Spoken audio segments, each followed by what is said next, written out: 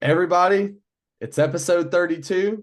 We've got reaction to the SEC championship game, Just Sayin Podcast. I'm your host, Sutton Smith, co-host Jake Osteen. Whoa, we're both co-hosts. Calm it down. Well, yeah, I called you co-host. I'm a co-host as well. Sorry. Calm Look, it down. as you can tell, he's still a little bit on edge from the game, guys. If you're watching on YouTube, his face is priceless right now. I have to say, it was priceless.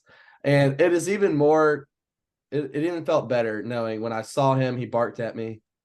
And at the end of the game, there was no barking to be had. So we'll start right there in Atlanta, Georgia. Atlanta, Georgia, home of Mercedes-Benz Stadium, a.k.a. Bryant-Denny East, where the Alabama Crimson Tide took down the Georgia Bulldogs 27-24. And I'll speak pretty brief on this game. What did we say, Jake? This was going to be game of the year, and it gave us everything we thought and we hoped. I mean, regardless of the winner, I think both of us can say that this game was everything we expected it to be. I would not back and forth, but very competitive throughout the game. I mean, I think we should start it off kind of chronologically as the game happened. I mean, Georgia came out hot. You said it before the game. You told me what's his face? Bobo had a lot up his sleeve, and he did. They started off with that Bowers screen. I mean, as a Bama fan, I saw the Bowers screen go for 30 yards, and I was like, oh gosh, here we go. It was like, this might be a long game, but Alabama was able to, after that first drive, Georgia had so much success on that first drive and took it right down the field. Bama's defense came out, played a different look. Like Saban said, only rushed 4 the rest of the game. We rushed 5 one time the entire game. It was on that first drive. We rushed 4 the rest of the game. We're able to get home a few times on Beck, but I mean, what an effort from the Alabama defense. We've been talking about it all year. Really good defense this season. And it showed. I mean, the secondary was keyed in. Besides that one deep ball that we gave up to Smith, number, I think is 11 for you guys. Great throw, great catch. Carson Beck and him hooked up on a good one. But a lot of the time, Georgia was hurt by Bowers not getting a ton of playing time. Obviously, Ladd McConkey, kind of sad, looked like a wounded deer out there. I mean, just hobbling around everywhere. I kind of felt bad for the guy. Georgia just didn't, and in the end, I mean, both teams struggled on third down. Georgia had 1 turnover to Bama's 0, but in the end, it was just a game where Alabama just made more plays than Georgia did. Alabama made fewer mistakes than Georgia did, less penalties. I thought Alabama was the more physical team on Saturday too, and that's kind of what it just comes down to when you got 2 really good teams playing. And Alabama ended up the field goal that the freshman kicker for Georgia missed ended up being the deciding factor in the game, 27-24, a 3-point win. And I said it was going to be a very close game, very competitive, and it turned out to be just that. But let's start on the guy that I was the most impressed on Alabama's defense, and Georgia came right after him when he got in the game. And you and I talked about it when the game was over. Trey Amos came in for Kool-Aid McKinstry after Kool-Aid went down with a concussion. First play, Brock Bowers and him on an ISO play. He stayed outside. He kept the outside leverage and ended up getting a pass breakup. I think Alabama had 6 pass breakups as a team, which is very impressive against a really good team like Georgia, especially with Brock Bowers on their team and Oscar Delp, 2 guys that can really go out there and get the ball, and they have big bodies. So, I mean, the Alabama secondary I thought played outstanding in this game. Obviously, if you look at they gave up 243 yards passing, but another part, that defensive front 7 for Alabama only gave up 78 yards rushing. And a lot of it was that first drive to Kendall Milton. I mean, Kendall Milton was going that first drive, and Georgia kind of got away from the running game because they were trailing most of the game. So that Alabama defense was amazing. Tresman Marshall against his old team was outstanding. Justin Boybe played great. Dallas Turner played great. Chris Braswell played great. So can't say enough good things about the Alabama defense. Then flip it over to offense. Like we said, Jalen Milroe would be the X factor in this game, and he was. He struggled throwing the ball a lot in the first half, but a lot of that was due to some drops. I mean, Malik Benson dropped the ball. Kobe Prentice dropped the ball.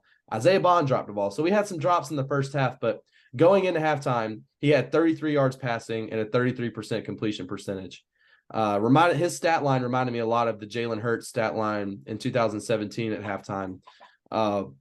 He came out, was great down the stretch, especially the last 2 drives of the game, especially with his legs too on that last drive, being able to have the wherewithal to slide inbounds and keep the clock running. It was just great football by a really good football player. And I thought Roydell Williams ran possessed. He had a really good day on the ground. Stats may not have shown it, but I thought he was outstanding. Jamarian Miller, a guy that hasn't played a ton this year, but had to in this game due to the injury to McClellan, played great. Jermaine Burton played great against his former team. Isaiah Bond and Milroe had like 5 connections in a row on one drive. And the O-line was outstanding. I mean, the sacks that Milroe took were sacks that he was forced out of the pocket and then just took the sack, or he just stood in the pocket way too long and took a sack. So I felt like most of the sacks, if not all of them, were Milroe's fault, not the O-line. And a guy that we've kind of bashed all year, Caden Proctor, on 30 passing snaps, he only had 1 quarterback pressure allowed against Michael Williams. That says a lot. So Alabama, I wouldn't say dominated in this game, but was definitely the more physical team, and came out with the win in a really good game in an instant SEC championship classic. But that's not to take anything away from this Georgia team. And I know you're going to touch more on Georgia here. To me, and we'll see it in our AP top or in our top 25s later, Georgia is definitely a top 4 team in the country. To me, they're the second best team. I mean, if we got this rematch, Georgia probably would win. I mean, like we've been saying, and nothing to take away from Alabama either. Georgia's more talented than Alabama. Georgia's probably got the overall better team than Alabama. This is kind of more of Alabama fans knew a quote unquote rebuilding year for us compared to Georgia, but and still it's a rebuilding year for Georgia as well. But both teams, I mean, fantastic. The 2 best teams in the country. Just hate that both of them couldn't get into the playoff because both of them really do deserve it. And we'll talk about playoff later too. So glad Alabama got in, but yeah, I mean, instant classic. I know I'll remember this game for the rest of my life. Being able to be there was great. You may want to forget it, but regardless, we both know that that might have been the national championship game in Atlanta, and we were both able to be there and witness it. Yeah. I mean, we both agree that was the Natty. I think whoever won that game was going to win the national championship. We'll see. I think it's a really bad matchup for Michigan. I think Alabama was going to push by them pretty easily. I think whoever wins. I think Georgia would have done the same if they played them too. So I agree 100%. I think it's worse matchup for Michigan if they play Georgia, just because Georgia and Michigan are so similar of teams, and Georgia obviously has the edge at like every single position over them. But this game was unfortunate. I never like making excuses, so I'm not going to make excuses for why we lost. We had so many opportunities to win this game. We didn't. I mean, we scored a touchdown on the second, well, our last drive had, I think, 2:50 left on the clock, and just needed to get, we could afford to give you all a first down, and then needed to get a stop, and we would have about a minute and a half to go and at least kick a field goal. Couldn't get Jalen Miller on the ground. So, I mean, that's how he kept moving the ball. But I was really upset with, how we played at first whenever I left the stadium. But over the last few days, I'm actually super impressed that this game was 24-27. Because when you look at it, I mean, you mentioned it. Alabama didn't dominate, but it's Alabama seemingly had the edge in like every category. Seemed like Alabama could run on first down, set themselves up pretty well in second and third down. Georgia had more what's called busted coverages. I mean, that's what led to both of their passing touchdowns. Get out into the flat, and then our freshman linebackers didn't cover too well after that. And obviously the fumble that happened within our own 15-yard line on that was killer trick play that I don't know why it was being run there. And to be honest with you, Jake, that was a win for the Georgia team because I said it as soon as it happened. Yeah. I mean, once y'all got into the red zone, y'all were kind of boxed. I know that the rushing touchdown that got in there, but still, I mean, y'all kind of struggled in the red zone, which was kind of surprising because y'all have dominated in the red zone the whole year. Well, I think all 3 of our touchdowns were in the red zone. The Burton slant, I think was the Jam Miller one definitely was. May not have been, but the Isaiah Bond might have been, but that was like a. Oh, sorry. Did Jalen hurt or Jalen Isaiah Bond didn't score? It was he didn't get in. Oh, sorry. That was okay. I'm talking. That was from like the 25, and it set him up at the 1. I forgot about that because they ruled it a touchdown, then overruled it because he was down at the 1. Anyway, yeah.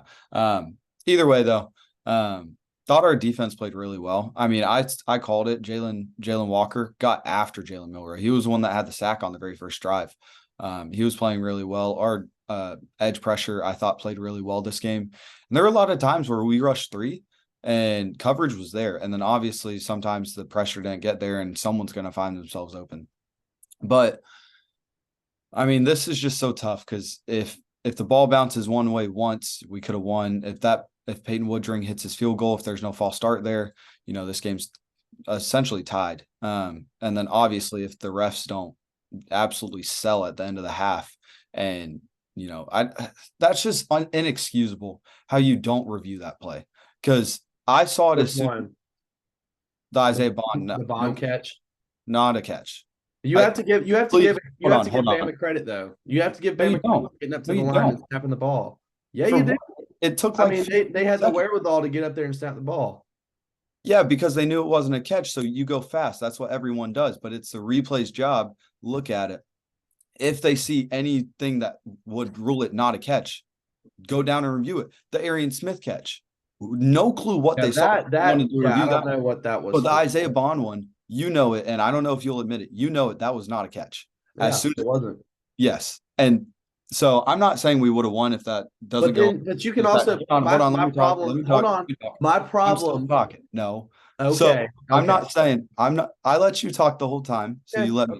okay, fine. I'm not saying we win, but that's 7 points off the board. Just on the scoreboard, that's 24-20. And I'm not saying we would have, because we didn't take advantage of our opportunities.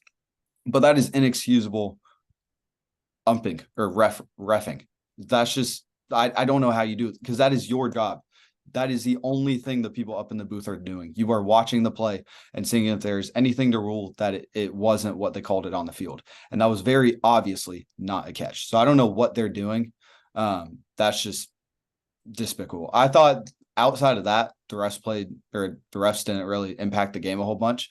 I thought the Jalen Milroe run where they didn't rule him down, I think he might have stayed up, but then I watched it. His shin was on the ground. He was down on the ground. Don't know why they didn't really replay it, but either way. Well, it couldn't have been replayed because they blew it Oh, dead. they blew the whistle. Yeah, Yeah. which that was what I was gonna say is my problem is when you are a ref, you just let the play happen and then you can always go back and look at it. Just let it happen anyway. I agree. Yeah. So I mean, it's the same thing with targeting. I don't ever have a problem with someone calling targeting because you can replay it and see. So I mean, what I wanted to say a second ago. Good thing that didn't impact the game. But yeah, so refs, I thought they played pretty well. They let the guys fight. DBs were, I mean, pretty much all 6 DBs all 10 DBs this whole game were, or I guess 11 with Trey Amos. They were all straps for the most part. Dalen Everett got picked on a little bit, but Jalen Milroe dropped some dots on some of those throws. But I mean, they were playing physically, all 10 of them. And then I think the only ones they called were pretty obvious. The one on Malachi was obvious. The one on Tyrion was obvious. I think they could have called a couple more on each team, but they just let them play. And then just the other thing, I mean, we'll talk about the playoff. Georgia is 100% one of the best 4 teams. Oh, yeah. You're talking about a team who's on a 29-game win streak, goes in against Alabama, who is 16-0, 17-0 in Atlanta since 2008, and you lose by 3 when a lot of things don't go your way, and you take them out of the play. They drop from 1 to 6. Yeah. I mean, I get it, but you showed in this playoff that you're not picking the 4 most deserving. So why is Georgia? I don't understand why Georgia's being left out. Because also, I thought we were going to be healthy coming into this game. This was the game where we were probably our least healthiest. Where you mentioned it, Ladd. Oh my dude, it was sad. It was so sad. I mean, at the end of the half, dude was just hobbling off. He left his whole heart on the field. People wanted to blame Kirby, but you have to realize that these guys are competitors. They want to be out there for their team. And then, I mean, Brock, the exact same thing. Brock's about to be a first-round pick and just had surgery, and he wasn't necessarily hobbling, but he was a good 65-70%. You could tell, and he didn't play as much as I thought he would. Ra wasn't in the game. Amarius Mims, I think, was the biggest difference because he played 11 plays this game. And in my mind, that's the number 2, maybe number 3 offensive tackle in this draft. And as soon as he left, that's when we got more conservative and couldn't run the ball as well. So I mean, just injuries all around, which really sucked to see because that really halted our offense. And I think if Jamon Dumas-Johnson wouldn't have broke his forearm against Ole Miss, he could have made some plays in there because, like I said, Isaiah Bond didn't get that touchdown, but essentially it was him. He got them down to the 1-inch line. But both of those came against our freshman linebackers. So I mean, all props to Bama. I have a bunch of respect for everybody except for Jermaine Burton, the scum of the earth. I don't not about to Love get it. into that. Love I it. don't. Yeah, I don't. I mean, you know it as much as I do. That's just disrespectful to do it to the players' parents. I get it to the student section. They've said some nasty things as students, but those are people that, I mean, when he was at Georgia, he bled with, he cried with their moms and dads, and that's just extremely disrespectful. And the NFL knows it, so they're going to show it. I mean, you assaulted a girl last year, and then you go and do that. I don't know. I wish him nothing but the worst. But outside of him, bunch of respect for this Alabama team. Honestly, it was pretty good to see Tresman Marshall play really well against Georgia. He stuck out like a sore thumb to me. Tyrion played well, obviously. Kool-Aid played well until he got hurt. Hopefully he's all good by January. Yeah. And then D-line played really well as well. Caleb Downs, I saw, got picked on a little bit. It was like we expected, but then again, in the run game, he was there because he's a force. So I think Alabama's going to mop the floor with Michigan. I don't think it's going to be a very close game. I think the Natty is what's going to be close, either with a rematch against Texas or a Washington team that can actually, potentially punish this DB room who's been pretty much lights out all year. And we'll go to that Washington game in a minute, but I got a couple of things. I texted you at halftime of the game, and I said I thought the refs in the first half were pretty. It was a pretty clean game. I mean, there were very few penalties from both teams after the first half. I thought, and like we both said at the end of the game, I thought they let the guys play, and I really like it when refs crews let the guys play when there's not a ton of pass interferences and judgment calls that are made by the refs. I like those kind of football games, whether they go for my team or not. And there were some that went against your team. There were some that went against my team. I thought it was overall a pretty fair game officiating wise. I mean, a lot of people want to sit there and say that stuff happens to Alabama. There's Alabama bias in the SEC. Let's not forget, if the SEC really wanted a team to win in this game, it probably would have been Georgia, because Georgia would have been in the college football playoff without there wouldn't have been any conversation there. I mean, there was the legitimate shot Alabama would have been left out of the conversation. You know, I agree with people out there saying that the SEC wanted Alabama to win. My point of view is why? I mean, Georgia, if they would have won, would have been the easiest 1 seed ever. There would have been no conversation to leave Georgia out. So I think that's a BS argument, first off. And then second off, I mean, I want to say I respect the crap out of Kirby Smart and his coaching staff there. Anyway. But yeah, you could tell. I wouldn't say the moment definitely wasn't too big for him, but a lot of people have said that Kirby has surpassed Nick Saban as the best coach in college football. Well, this was a statement game for Nick Saban. He wanted to make sure people knew that he was still the best coach of all time, that he's still the best coach in college football today.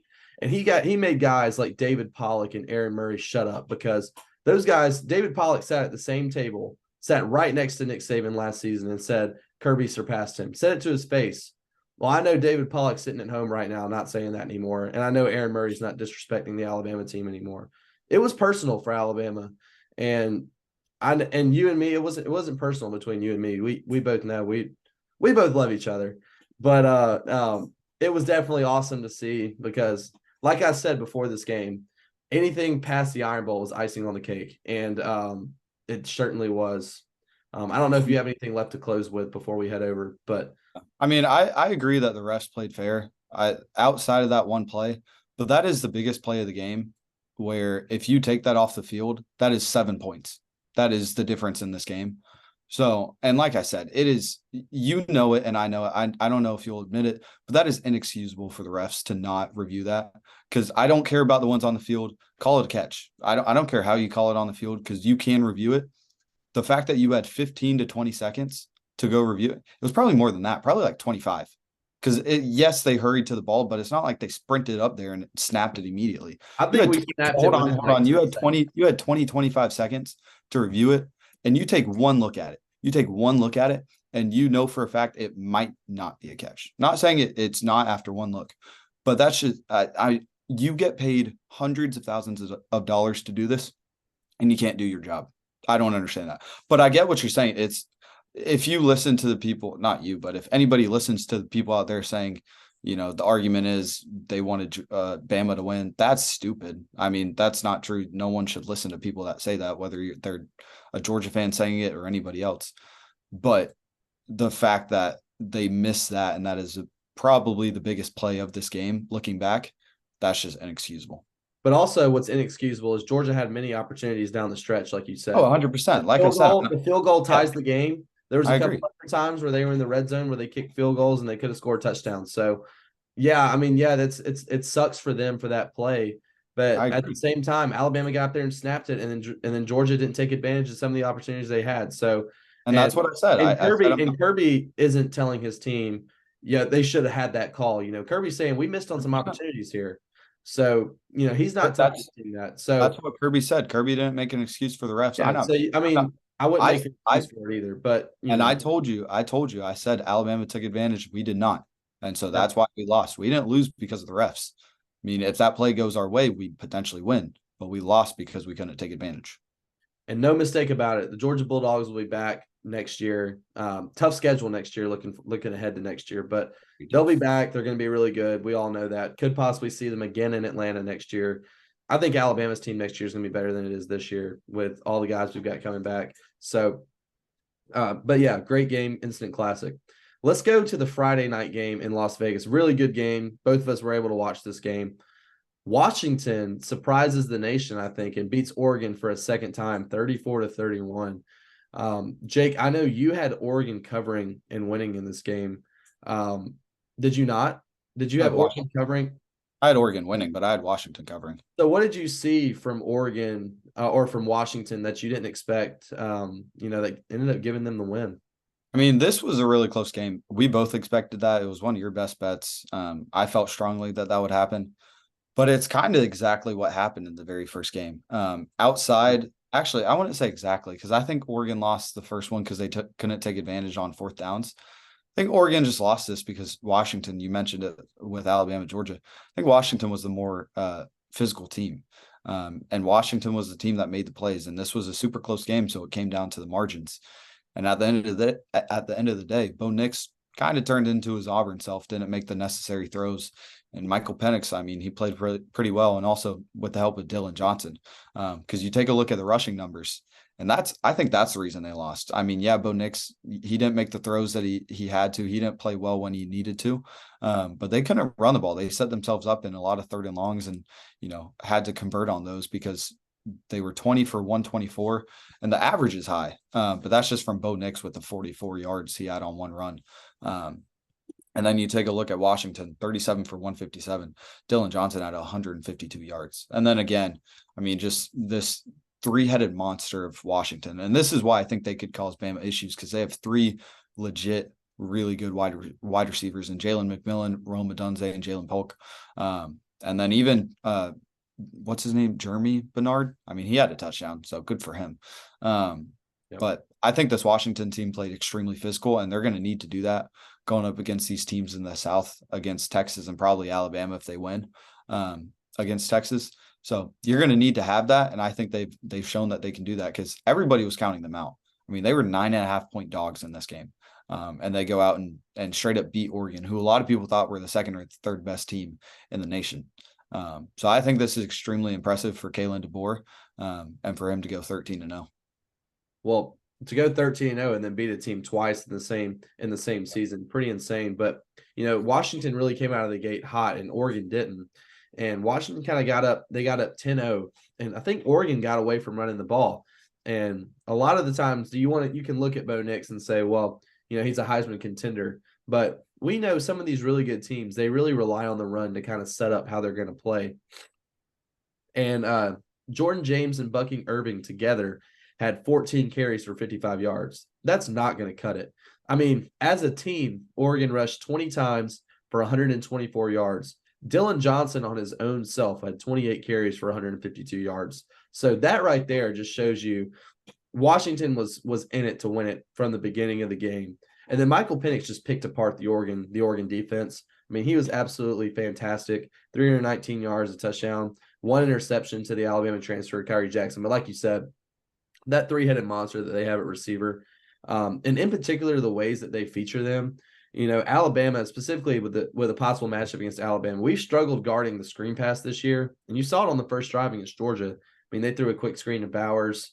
And Washington likes to do that a lot, and they were doing it a ton against Oregon, and they were getting 5-10 yards a pop on those screen passes. So, yeah, they were very impressive to watch. Both you and I going into the game said, man, could we possibly be disrespecting them? Because we had really been saying Oregon was going to win this game, not really giving Washington the time of day when we broke down games earlier this year. But, man, they really proved us wrong. Kalen DeBoer, I mean, can't say enough good things about the job him and his staff have done up there this season, working the transfer portal, working the recruiting, and then going out and winning games.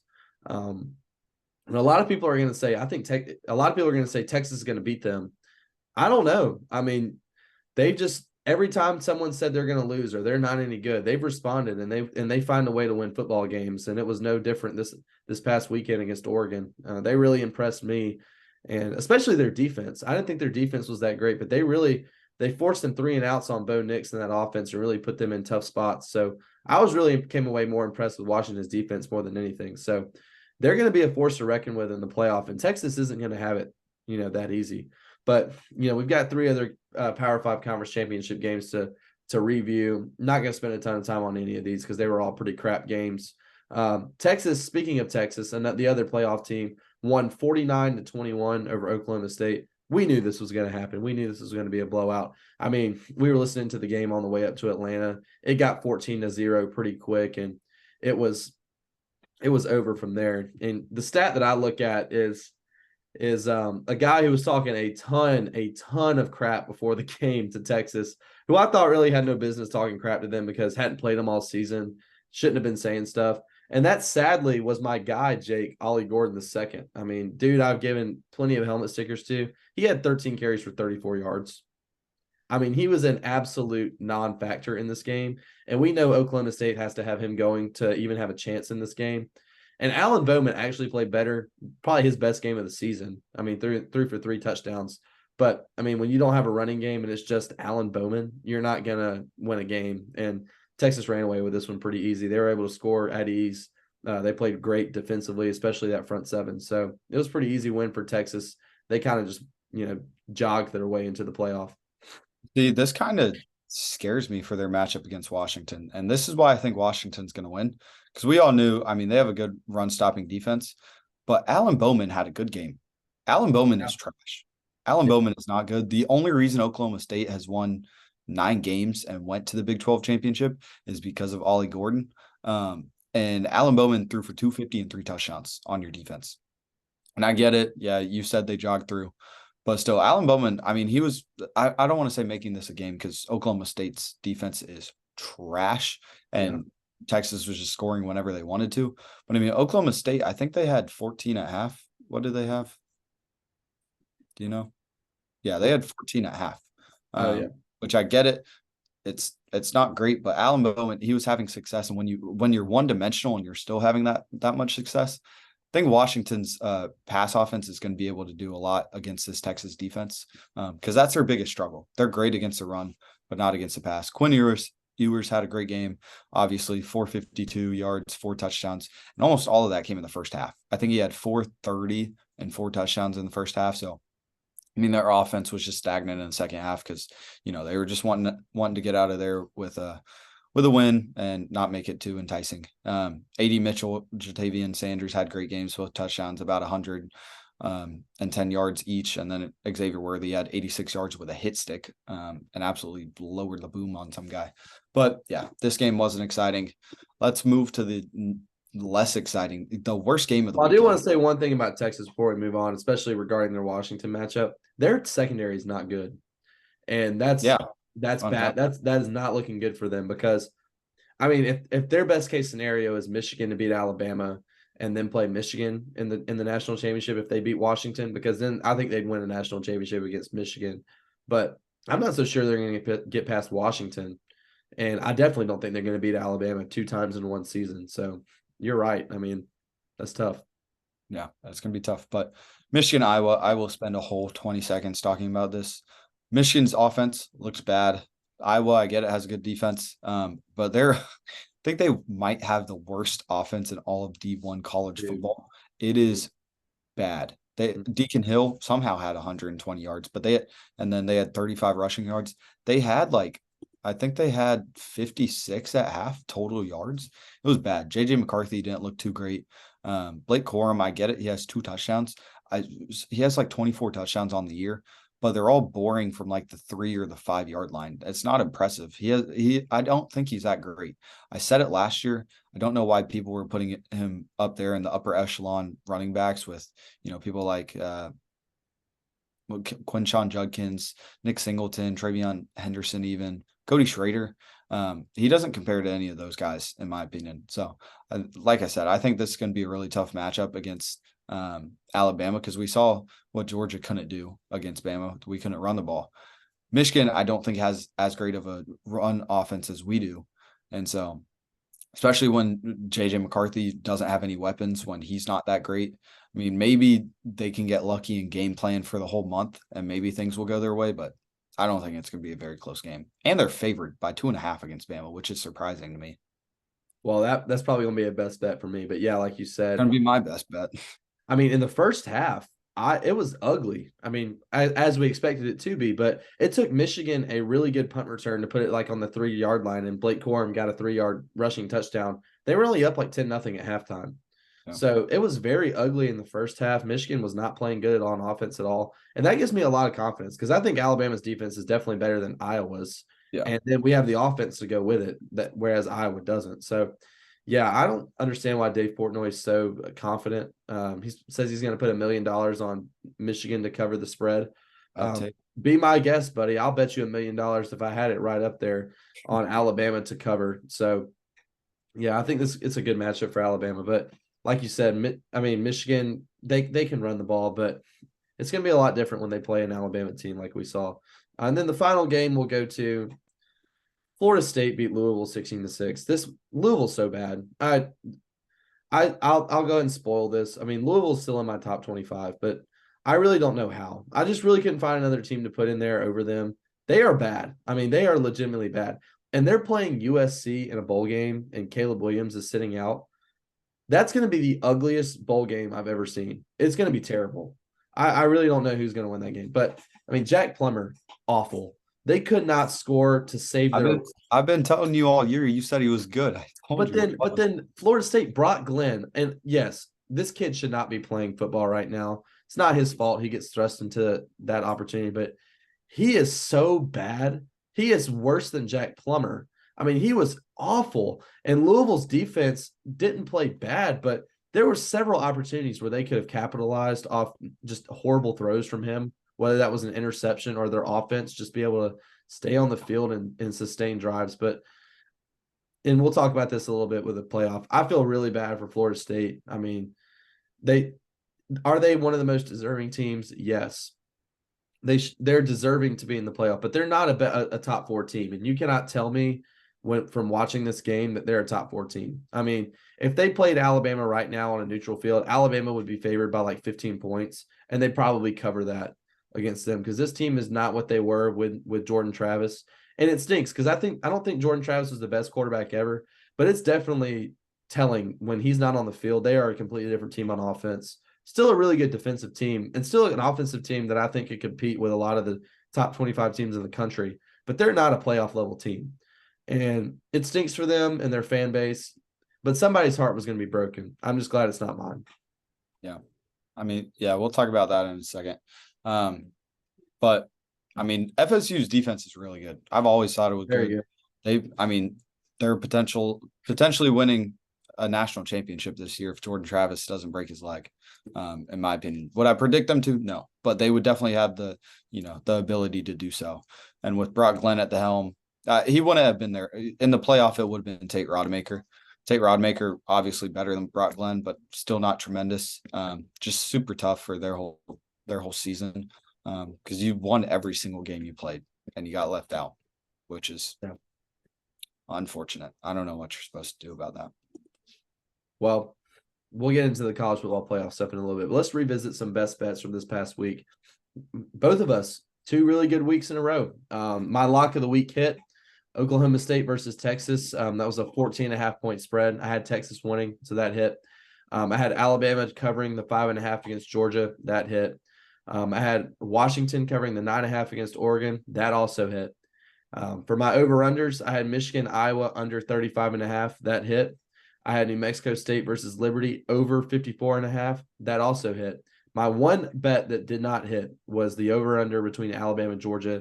I had the over at 54.5, and the final total points was 51. So, and I think you had the under, so that hit for you, but it did not for me.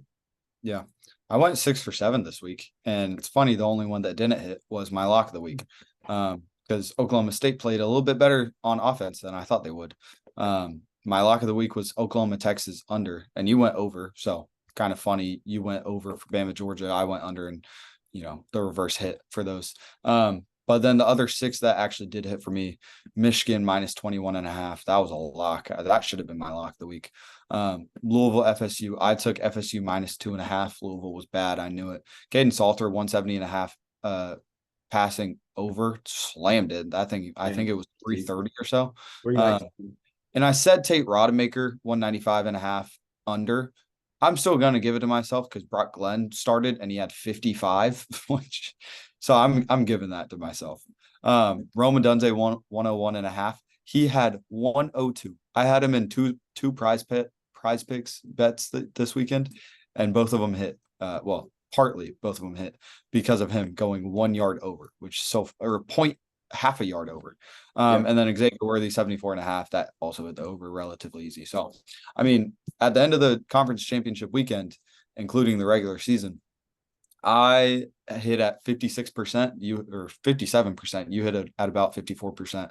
I hit 93 and you hit 88. So I'm the king right now at our best bet. That's so impressive considering, the first 4 weeks of the season. Oh yeah. I think we were at like 35 and 37%. It was bad. And if people took both of our bets this year and bet on everything we said, they would have won money this year. So that's always good to be over 50%. Yeah. Especially if you started listening after the 4th week, you made yourself some money. But you made yourself a lot of money. If you were listening to us for the first 4 weeks and then you stopped, you missed out on a lot of money. Yeah. Well, how about let's hand out some helmet stickers before we talk about playoff and top 25. So go ahead and start us off with your first one. I was about to say, I want to start. I want to give mine to Jalen Milroe, and these numbers will not impress. 13 for 23, 192 yards, 2 touchdowns. And the 2 touchdowns even weren't Jermaine Burton's was, since Isaiah Bonds wasn't. But the Jam Miller one, that was whatever. And then 14 carries for 29 yards. Those are not impressive stats at all. But you had to watch the game. I mean, there were some throws he left on the table, or some drops. It didn't run the ball that well. I think we contained him extremely well. And most of his run yards came on that one on the very last drive for like 30-something yards or 40-something yards. But I mean, when it mattered, he made the throws. I get this Isaiah Bond no catch that we've talked about. That wasn't a catch, but that was a dot. With pressure in his face, I don't know how he made it. The Jermaine Burton touchdown, that was a dot. Jermaine Burton should have had a touchdown in the end zone, another touchdown, but he dropped it. That was also a dot.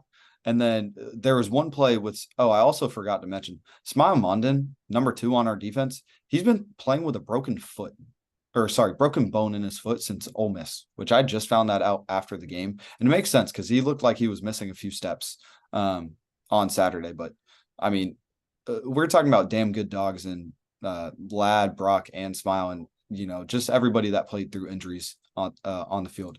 But there was one play where Smile was in his face, and I thought it was going to be a sack. Have no clue how Jalen Milroe flipped it to Isaiah Bond for like a 20-yard. Oh, that was play of the game. That was play of the game. Yes, there's luck to it. But I don't have any clue how he got it past him, because I looked at it from the end zone, looking at it from Smile's back. He had him covered. Like, it looked like his arm was in front of his arm. So I don't know how it got past. But essentially, I mean, Jalen Milroe made the throws when he needed to, and he won this game with his arm, which was surprising to me because we took away his legs for the most part. Thought we did a great job of that. And, he played really well against a top 3 defense in the nation. Yeah, and he should have had some better stats too, because he 3 or 4 drops. Yeah. And then you got to account rushing yards. He took 5 sacks too, and all 5 of those sack yards count against his rushing yards too. Yeah, 5. Yeah, 5 sacks. Y'all had more sacks than we did. So I'm going to keep it in that game and give my helmet sticker to the Alabama defense and Kevin Steele. I mean, they held this one of the most, if not the most dynamic offense in college football to 24 points, 78 yards rushing, 2.5 a carry, 243 yards passing, 11.6. And then obviously they had the fumble recovery. I'm not going to really count that as like them doing anything. That was just a broken up play. Yeah, I didn't really understand that play call either, because that's a very complicated play that y'all ran backed up in the end zone. So I'm fine with running that on the 50. Yeah, that would have been a good situation. It was going to work. I mean, the left side of the field was wide open, but you don't do that when you're at Alabama's defense showed up, showed out physical the Georgia offense. Got to give it to him. So it was a great day. Kevin Steele has been a great hire. The defense has been great all season. So Alabama defense showed up and showed out. Yeah. And then I already talked about him, so I'll just mention his stats. Quinn Ewers, 452 yards, 4 touchdowns. Also had an interception, but like all of that came in the first half. I mean, he could have doubled it.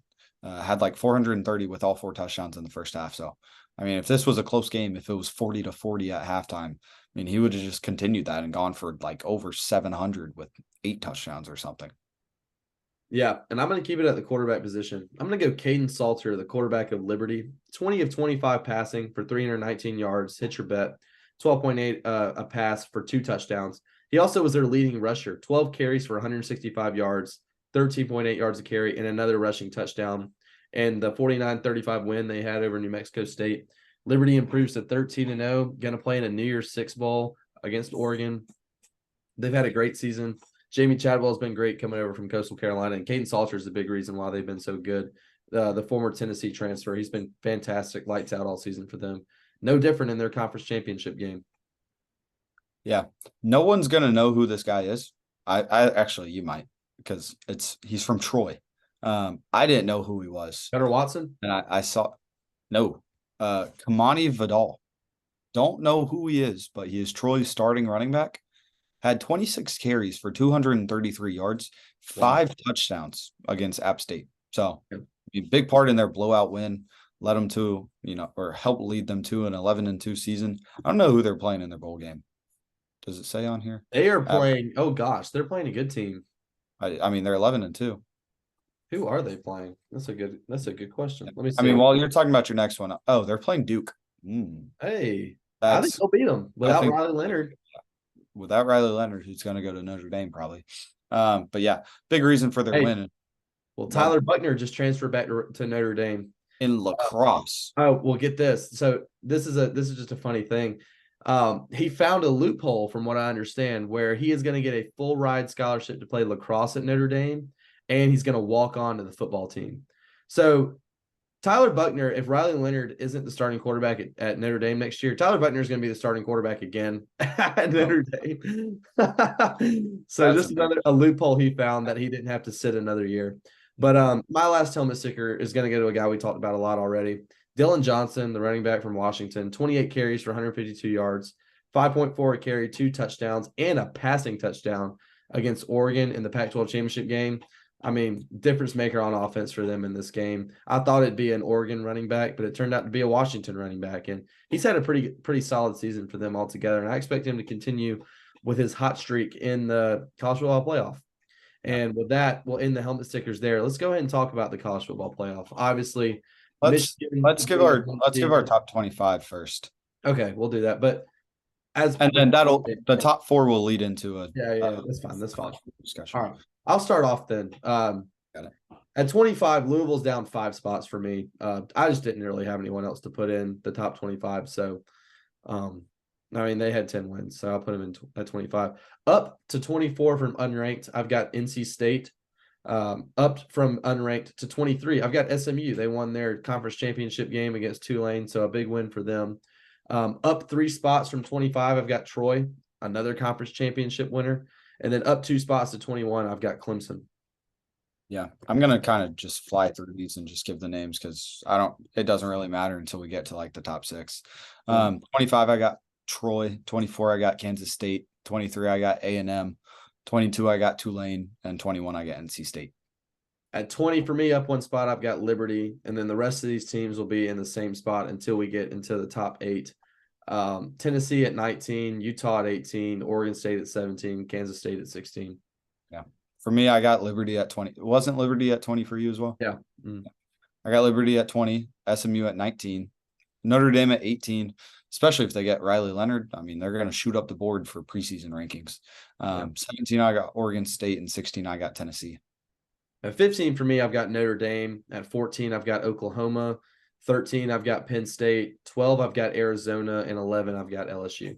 Oh, Arizona's not in your top 10? Boo. Not.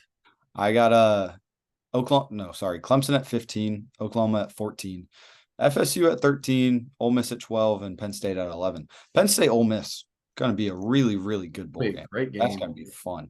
Ole Miss at 10, Missouri at 9, who I think is going to destroy Ohio State in their playoff game. I got a lot. I think they will. I mean, they're hitting on all cylinders towards the end of their season. Ohio State just lost like 7 or 8 guys to the transfer portal in one day. So you never know. At 8, I've got Florida State staying in the same spot.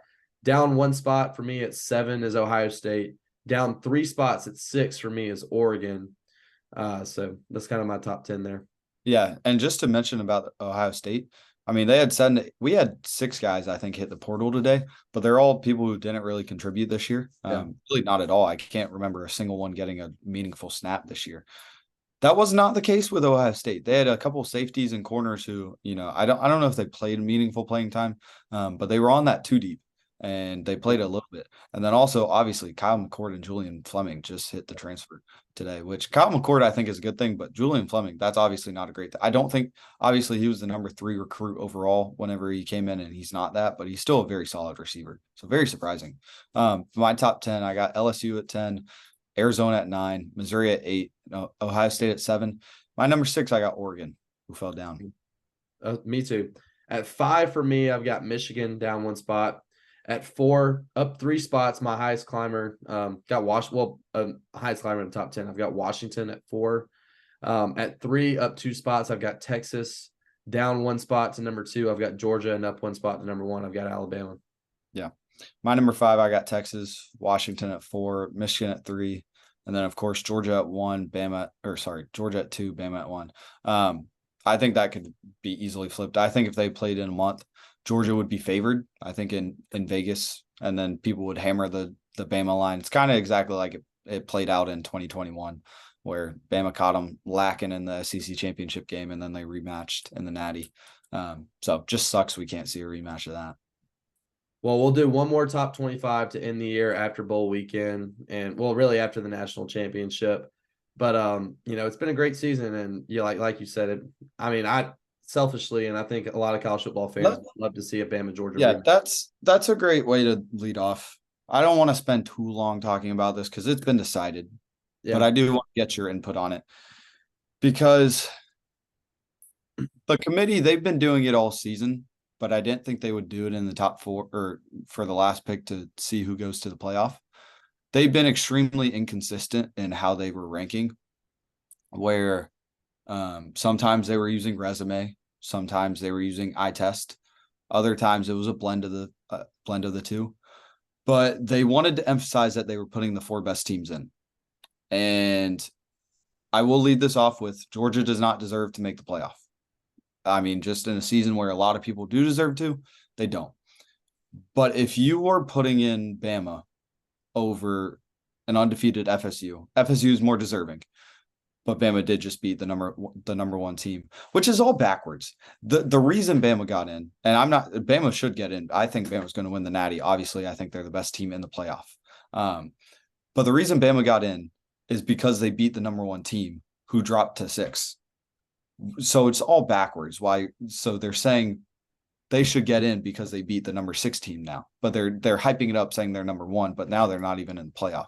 But anyway, you showed that you're trying to put the 4 best teams in, but you just left out a team who won 2 straight natties, who goes into Atlanta and loses to a team that is undefeated there since 2008 by 3 points, when a lot of things did not go their way. They had to fight a lot of adversity, and they couldn't get it done. but that game could have easily gone the other way. And it's just those were the two best teams in all of college football that played on Saturday. And so it is extremely inconsistent what they're doing, because if you're not going to put the four best teams in, put the four most deserving teams in, because I feel for FSU fans, because they did a mix of the two again. They were extremely inconsistent in how they picked, because you and I both know, everyone knows Georgia's a top 4 team. And I'm not saying that Georgia should have got in. I think FSU should have got in, because they did what they were supposed to do. And it's not like they had a cakewalk of a schedule. I get it. The ACC's easy. Louisville's not good. Florida wasn't great, especially without Graham Mertz. But they beat an LSU team in the first game of the season. They went on the road and beat Clemson. And I get it, Clemson's not their typical fashion. But they beat them in Death Valley, which is hard to do. So, I mean, this FSU team was deserving of a playoff spot. And I get it. They're not a top 4 team. I'm not trying to say that.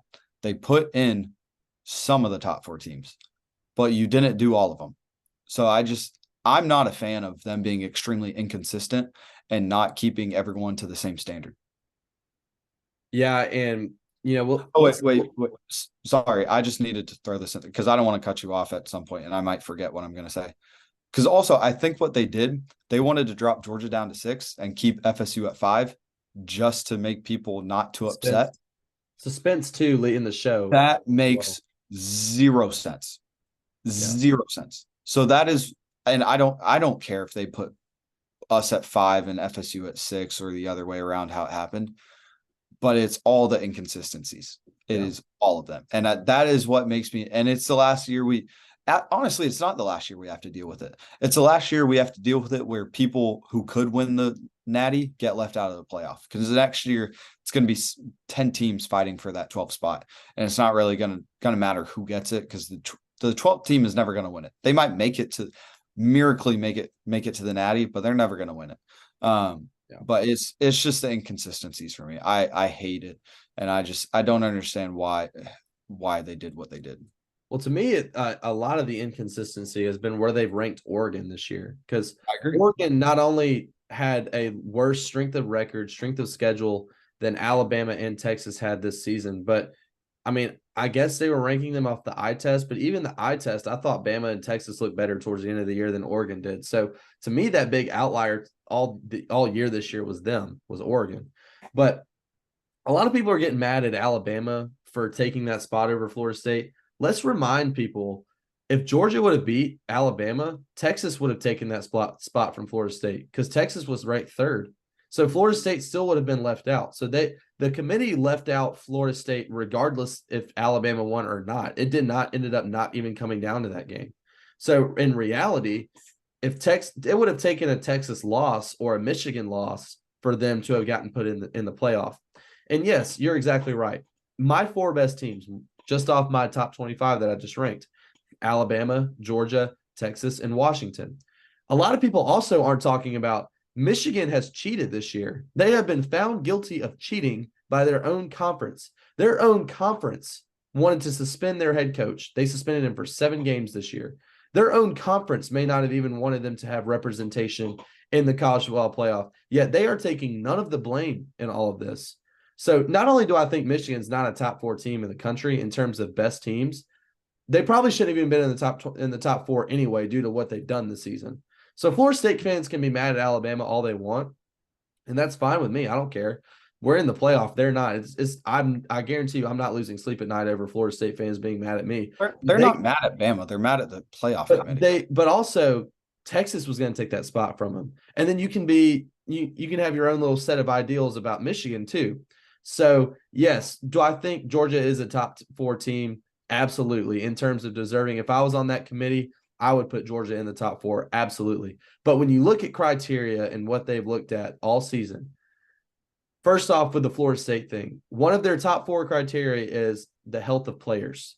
It goes certain, like if a team loses a player, then the committee can look and judge based off that team, what that team looks like without that player versus what they look like with him.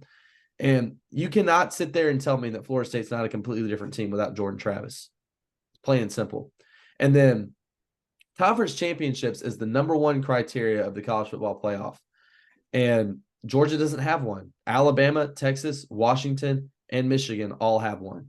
So I think conference championships matter a ton to the playoff. We've seen it over the years. Not many teams have gotten into the college football playoff without winning a conference championship. I think Georgia did in 2021 and Alabama did in 2017. I think those are the only two teams ever. And both of those teams won Both of them won the national Natty championship. So you want to look at it that way. But yeah, I mean, I think in terms of the criteria, they got it right. But to me, Georgia is a top 4 team. And I truly think if Michigan would have been voted out, I think Georgia would have got in over FSU. I think, like you said, I think they kept Florida State at 5th because it looked better, like they're just on the outside. But I also think it looked good for the show, the reveal show, in terms of suspense. Because once they put Georgia at 6, everyone knew what it was coming down to, and that suspense, that moment, you know. Yeah. So yeah, I agree with everything you said. Yeah. I'm looking at the how they select them, and I agree with everything you said, except for the player part. That's not a part of the selection. The committee is not, and I'm sure you've listened to it. I've heard what Pate has said about it. The committee is not the ones who decide how valuable a player is. I mean, championships, yes, strength of schedule, head-to-head competition, and comparative outcomes of common opponents. So that would be like comparing how FSU beat LSU versus how Alabama beat LSU, things like that. What a player brings has nothing to do with this. And I get it. You can look at them. You can use the eye test, but it doesn't say the eye test. And the way they've been the way they've been ranking Oregon above is based off the eye test. And then others, it was based off resume. So again, that's just the inconsistencies. I wish they could be straight up about it and they could actually say what they were thinking and we could be inside of that room and see the conversations. But we can't. I just, it sucks. I'm not going to lose sleep over it because we have 2 straight, wish it could have been 3 straight. Because like we both said, the 2 teams that didn't win didn't win a conference championship and got left out, both ended up winning a natty, us in 2021 and y'all in 2017. And funny enough, both of each other played each other in both of those. And I think if we would have made it, that's exactly how it would have ended up again. I think we would have won the natty against y'all because we wouldn't have had a rematch. So just sucks how it played out. I wish they were more consistent about it, but it's the last time we have to deal with that. And really the first and the last time we had to deal with it. It's never been like this. Pretty much there's always, and again, I don't like when people compare FSU to TCU last year. TCU was not that last year. I don't know why people are saying they were the Cinderella story and point to them getting blown out in the Natty. TCU beat Michigan. They won a playoff game against a team that a lot of people were saying was going to win the Natty. I think they were favorites. If Georgia was the favorites, it was by a very slim margin. TCU won a playoff game last year. FSU had a chance to win a playoff game this year. You can't point to TCU last year or even Cincinnati in 2021 and say that's a reason they should be left out because it's not. It is not. I get it. Cincinnati lost to Bama by like 21. That Michigan team who was ranked 2 and they were the favorites against us that year, lost to us by, they scored a late touchdown. Lost to us by like 20. So I'm not a fan of looking at previous programs and trying to compare it when it just doesn't fit. So I think people are just trying to make it fit the narrative. I do think they got one of the best 4 teams in, but if you're not going to remain consistent, I think FSU should have gotten in. And it's just I think they were more deserving. They went 13-0.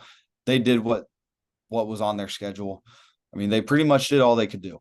They could have beat a couple of teams by more points, but they didn't. I mean, they went 13-0. And so, I mean, if you're not going to put the 4 best teams in, you should put the 4 most deserving. Well, I definitely agree with your TCU take. It was clear last year in the national championship that Georgia was the much better team than TCU. I mean, absolutely blew them out. But they did win a playoff game. And a lot of people want to point to how they almost all their games in the regular season came down to one-score games. But I mean, like we've said all season, good teams find a way to win in the end. But I mean, I think Georgia would have done the same thing to Michigan if they played them in the national championship last I season. agree. It may have not have been to the degree that they did to TCU, but sometimes teams just go out there and lay an egg. It happens. I mean, Alabama had a really good team in 2018, laid an absolute egg against Trevor Lawrence in the national championship game in Clemson. So it can happen. I've seen it happen firsthand to my team. But I mean, like you said, truly, I feel bad for Florida State. I really do. But, in a 12-team playoff, this wouldn't happen. And yes, everyone says, well, the more teams you have in the playoff, the less controversy there's going to be. Every year from here on out, there's going to be controversy regarding playoff spots. Now it's just not going to matter as much because those teams aren't going to be as good as the top 4 team. But that's what's funny about it. It's going to get harder for the committee to pick those, between 10 teams to decide the last 2 spots. Because now you're comparing, say for this year, it was 3 teams for that final spot. You're going to be comparing 7 for the last one. You're going to be comparing 7 10-2 teams, or some 9-3, maybe even some 11-1 mixed in there. And it's going to be harder because you're going to have like let's say Liberty 13-0 versus like a 10-2 Ole Miss. And Ole Miss definitely should get in over a Liberty, but Liberty should probably get in since they're 13-0, and neither one of them would have a chance to win a natty this year. So it's just funny. The playoff is bringing it to themselves. I think there just needs to be more consistency, more communication out to the public on what's going on between those 4 walls. I'm not a fan of it. But also, you got to, like, this year's college football has been so good. I mean, I feel like the past like 4 or 5 years, the playoff itself has been pretty. Everyone really knew who was getting in when you went to it. I think the last time when we didn't really know who was going to get in was 2017 when Alabama got in as the 4 seed. That was like the last time we had a ton of controversy in the playoff. Because, I mean, in the last few years, I mean, we like I said, we've known who's going to get in. So this year, just everything kind of went just crazy towards the end of the year. Teams kept winning when we thought teams wouldn't win. I mean, you and I said it a ton of times about Washington. When Texas didn't have Quinn Ewers, I mean, they were in wounded animal mode a few times too. So, I mean, really good teams found a way to win this year, and it made it tough on the committee at the end. But yeah, this really has been probably the worst committee since 2014. Just very, like we're talking about, it's very inconsistent all season, and all throughout their whole rankings. But rolled with the punches. We've got our top 4. We've got some really good bowl game matchups, and we'll discuss those in the coming weeks because now, Jake, we don't have college football every weekend. It's so sad that the season's almost over, but you and I are going to have to get creative and come up with some stuff to talk about in the coming weeks. Well, right now we don't even have to get creative. I mean, with all the transfer stuff, I mean, that can sustain us for like 2 months. I mean, it's just insane what's going on around the country. I mean, and by the time we do our next show, there's going to be another 1,000 that hit the portal. It's just insane. Yeah, and the quarterback position in the portal too has been wild. Hot. I mean, it's going to be fun to see where guys end up. So Max Johnson already going to North Carolina. Riley Leonard probably already going to Notre Dame. Could go to Auburn with the Buckner situation now. You never know. But there's going to be some exciting ones to see where they go, like Kyle McCord, like Cam Ward, Dylan Gabriel. Dylan Gabriel, that was surprising. I was shocked. What I think is they told him that it's Jackson Arnold's team next year, and so he left. And then Brock Vandagriff, he's a great football player too, man. He's had a great season. I know he's tremendous. I don't think we'll find out, but if Carson Beck leaves for the NFL, I want Dylan Gabriel. I think he's really good. Why not? And then Brock Vandagriff also hit the portal, but I mean, we'll have tons of time to talk about these things. And especially because, the playoff teams, a lot of their guys aren't going to hit the portal till after the playoff, and even some bowl teams. So, this transfer portal window is very large. So we'll have tons of time to talk, tons of content coming your way. But that's a wrap for episode 32. Good episode. Like I said, both of us can't have a smile on our face after last week because both teams really played well. I mean, like you said, someone was going to have a frown, and it just happens to be you. But if it makes you feel any better, Georgia's going to absolutely kill Florida State in their bowl game. It's going to be a bloodbath. But hope so. But yeah, so that'll do it for us, guys. Thanks for watching. Thanks for tuning in. Remember to like, subscribe. Later this week we'll have episode 33 coming out later this week. Some new content. We've kind of been doing sticking to the same show all year, just different games. But like we said, gonna have to get a little more creative this upcoming week. We'll talk transfer portal, we'll talk bowl games, we'll do all that kind of stuff this upcoming week. So thank you guys again, and roll Tide. Go Dogs.